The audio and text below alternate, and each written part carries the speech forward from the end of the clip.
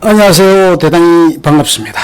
동서양 건축의 미의식, 고주석, 동양문화권, 서양문화권,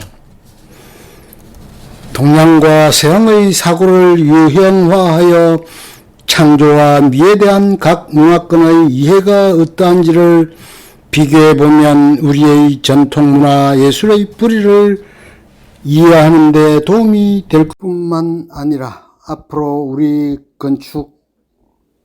건축가들이 설계 행위의 방향을 높게 잡는 데에 도움이 될 것으로 본다. 이 글에서 동양이라 하면 편의상 인도를 경계로 한 동아시아의 불교, 중국 문화권을 지적하고 서양이라 하면 서구의 기독교, 그리스, 로마 문화권을 의미한다. 나는 통상적으로 이슬람교의 문화권은 그 폐쇄성 때문에 불교권보다 기독교권의 동아시아와 같은 농경문화보다는 유목문화에, 감정문화보다는 관념문화에 더 가깝다고 느낀다. 인류학자 레비 스트로스는 세계 문화권을 불교, 기독교, 이슬람교 문화권으로 크게 구분하고 이들이 대략 300년 간격으로 발생하면서 갈수록 감정 표현을 억압하는 경향을 보이고 있다고 지적했다.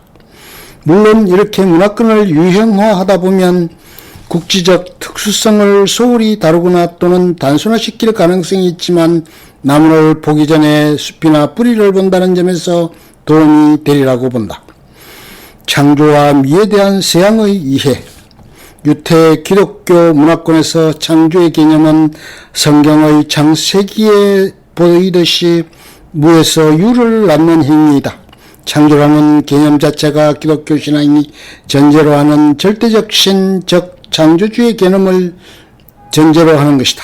따라서 인간이 창조를 하기 위해선 신의 영감을 받는 것이 필요하고 자연의 아름다움은 신의 섭리를 반영하는 것이며 또 아름다운 물체를 창조하기 위해선 성스러운 균형을 포함한 절대미의 원칙에 따라야 한다고 믿었다. 기독교 세계관은 또 창세와 종말이 있음을 전제로 한 역사관을 낳았고 인간은 이러한 종말의 위협에서 구제되어야 도달할 수 있는 극락을 추구했다. 즉 신이 영원성, 유토피아, 파라다이스와 같은 개념의 전제가 되었던 것이다. 따라서 창조적인 사람은 천재 또는 신의 아들로 보아 이는 노력에 의해 발전하거나 개발되는 것이 아니고 유전적으로 물려받거나 신의 축복을 받는 것으로 해석되었다. 이러한 태도는 예술인이나 재능 있는 사람을 신비스럽게 여기는 경향을 낳았다. 그래서 프랭크 로이드 라이트와 같은 건축가는 디자인은 가르쳐서 될 수 있는 것이 아니다라는 신념을 가지고 자기 우월성을 확신했다. 완벽한 신이 만든 창조물, 신의 섭리에 따라 만들어진 창조물은 완벽한 것이므로 수정이나 정축이 불필요하고 불가능한 것이다.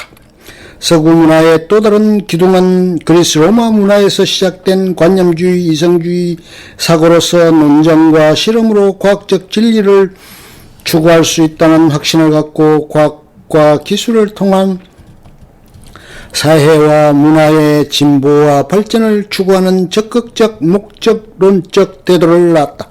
즉 진보 발전이란 개념은 서양의 계몽시대가 낳은 개념으로 인한 서양 문화를 원시적 사회의 문화보다 앞선 것으로 주장하는 데 사용되었으며 기독교 문화의 원시적 사회의 문화보다 앞선 것으로 주장하는 데 사용되었으며 기독교 문화의 배타적 우월의식과 겹쳐 서양의 식민지 정책의 합리화에도 이용되었다. 지금도 경제발전, 사회발전, 개발국, 저개발국이란 말을 사용하는 것을 보면 서구의 사고와 어휘가 오늘날의 세계를 얼마나 많이 지배하고 있는지를 알 수 있다. 이러한 진보와 발전은 선형적 시간 개념을 전제로 과거, 현재, 미래를 보는 기계적 시간 개념을 낳았고 또 현상의 해석의 원인과 결과 관계를 중시하는 사고 구조를 낳았으며 공간 개념과 시간 개념의 분리도 초래하였다.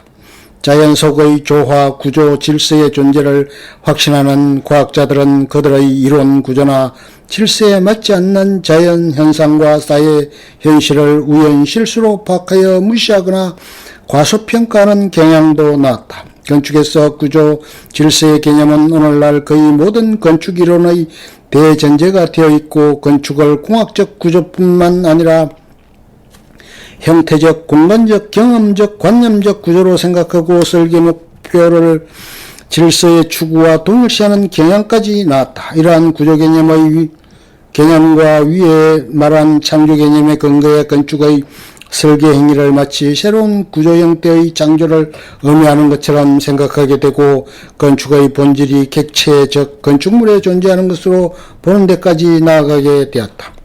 탈구조주의는 서양 철학과 과학의 뿌리에 회의를 느끼고 이러한 관념적 사고의 흑우성을 지적하는 것이다. 또 다인 이후의 진화론은 기독교적인 창세 이론에 위협을 주었고, 지금까지도 과학 세계와 기독교 신앙 간의 균열을 주고 있다. 인간은 신의 이미지에 의해 만들어지고, 동식물은 인간을 위해 만들어졌다는 사고로서는 원숭이와 인간이 진화적 사촌이라는 것을 받아들이기 힘들고, 따라서 진화라는 개념 자체를 거부하게 되는 것을 이해할 만하다.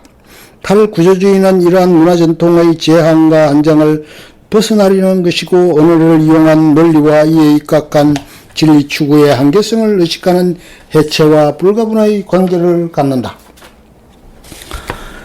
미의 해석, 예술가의 창작 행위에 대한 설명, 그리고 미와 예술의 의미를 정의하는 것은 통상적으로 미학 분야의 일이었다.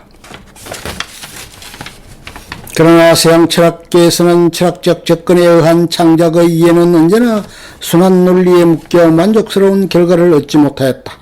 원칙적으로 이성중심적인 서양 문화가 감정의 세계인 미적 경험을 이해한다는데 모순이 있는 것은 분석적, 축소적 서양 과학이 종합적, 환경적인 창작 행위를 이해하는데 부적합한 도구라는 점을 생각해 볼 때 당연한 것이기도 하다. 따라서 언어에 의존한 서양 철학이 스스로의 한계점에 도달한 것처럼 관념적 접근에 의한 미학과 예술 평론은 늘 부족하고 결정적 판단을 유보해야 하는 것이다. 이러한 상태는 이성중심적인 서양 문화와 언어에 입각해 창조와 미를 해석하는 문제점 및 한계성을 동시에 드러내고 있다고 보아야 할 것이다. 우리는 서양 철학과 현대 과학은 실체를 직접 경험함으로써 본질을 파악하는 게 아니라 관념과 개념에 입각한 논리 구조임을 잊어서는 안 된다. 창조와 미에 대한 동양의 이해, 한국 미의 본질을 이해하고 우리 선조들이 지은 예술품의 배경이 된 정신문화를 이해하기 위해서는 이를 한국 고유의 것으로만 보기보다 우선 동양의 한 유형 속에서 파악하는 것이 도움이 될 듯하다.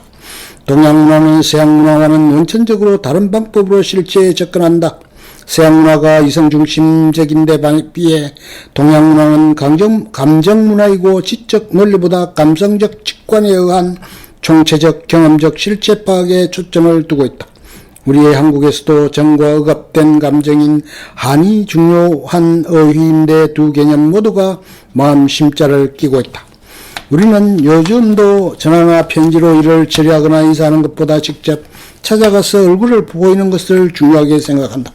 동양의 어휘에서 명사, 추상적 개념보다 형용사, 부사가 더 풍부한 것도 서양이 물체, 결과에 관심을 두는 반면 동양은 감정, 사건의 과정에 관심을 많이 두는 데 따른 현상이다.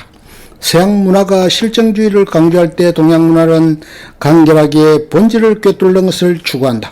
선이란 단순하게 보는 것에 해당한다. 실정주의, 과학주의 사고는 객관적 증거를 중요시하고 주관적, 심정적 판단을 억누르게 함으로써 자연과학의 발전, 기술, 문명의 개발에는 크게 기여하였지만 주와 객의 이중성을 낳았고 개념에 입각한 논리구조를 실체에 의한 진리보다 더 중요하게 보고 무엇보다 과학물질 문화의 발전 속의 사회와 환경으로부터 인간의 가치를 괴리시키고 실존의 불안을 야기시켰다. 동양의 무의 사고는 주와 객 사이의 인위적인 구분을 거부하고 주객 구분이 없는 상태에서 실체의 진리를 경험하는 데 초점을 두었다. 따라서 실체를 관념하고 말로 논리를 전개하는 것에 대해 회의적으로 본다.